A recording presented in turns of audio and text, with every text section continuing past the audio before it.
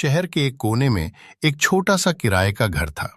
ना बहुत बड़ा, ना सजावट से भरा, लेकिन उस घर के अंदर सुकून, दुआ और मोहब्बत थी। उस घर में 6 लोग रहते थे। पिता, माँ और उनके 4 बच्चे, 2 बेटे और 2 बेटियां। गरीबी लेकिन इज्जत और सुकून। पिता एक मेहनती और ईमानदार आदमी थे। सुबह से शाम तक काम करते, पसीने से तरबतर लौटते, लेकिन चेहरे पर हमेशा शुक्र और तसल्ली होती।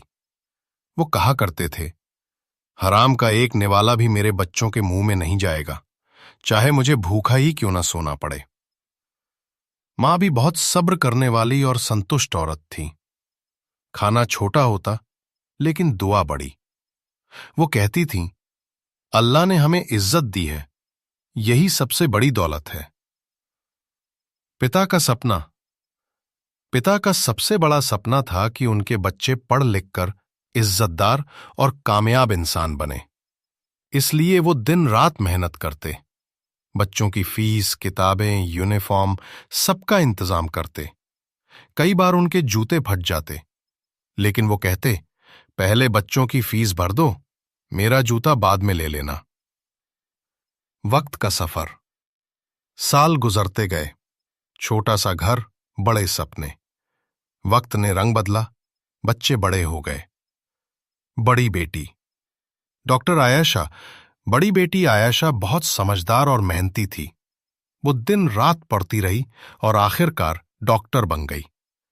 जिस दिन उसने सफेद कोट पहना, पिता की आंखों में आंसू आ गए। वो बोले, मेरी बेटी ने मेरा सिर फख्र से ऊंचा कर दिया। दूसरा बेटा अदनान बचपन से ही कानून और इंसाफ से प्यार करता था। उसने पुलिस ज्वाइन की और हराम कमाई से सख्त इनकार किया। जब किसी ने कहा, थोड़ा पैसा ले लो, काम आसान हो जाएगा, तो अदनान मुस्कुराया और बोला, मेरे वालिद ने कभी हराम नहीं खाया, मैं कैसे खा सकता हूं। उसकी ईमानदारी ने सबको हैरान कर दिया। तीसरा बेटा ज़ीशान वतन का दीवाना था। उसने आर्मी ज्वाइन की और फिर स्पेशल कमांडो फोर्स का हिस्सा बन गया। ट्रेनिंग मुश्किल थी, कई बार घायल हुआ, लेकिन कभी पीछे नहीं हटा। जब उस झंडा अपने सीने पर लगाया, तो पिता ने सजदाए शुक्र अदा किया। छोटी बेटी आर्मी ऑफिसर हिना। सबसे छोटी बेटी हिना भी अपने भाई की तरह बहादुर थी। उसने भी आर्मी ज्वाइन की और देश की सेवा को अपनी जिंदगी का मकसद बना लिया। मां के चेहरे पर गर्व की चमक फैल गई। बदलती तकदीर। अब वही परिवार जो कभी किराए के छोटे से घर में रहता था, आज अल्लाह के फजल से अपना बंगला, गाड़ी और खुशहाल जिंदगी रखता है। लेकिन सबसे बड़ी दौलत अब भी वही है, ईमान, सब्र और शुक्र। एक शाम पिता ने सब बच्चों को बुलाया और कहा, ये बंगला, गाड़ी, पैसा सब दुनिया के सामान है।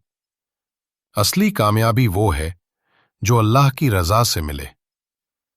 तुम सब मेरे लिए फख्र हो, लेकिन हमेशा ईमानदारी और इंसाफ का दामन थामे रखना। अंजाम। उस छोटे से घर की दीवारें आज भी उनके दिलों में बसती हैं। जहां कभी अंधेरा था, अब वहां रोशनी और दुआओं की चमक है।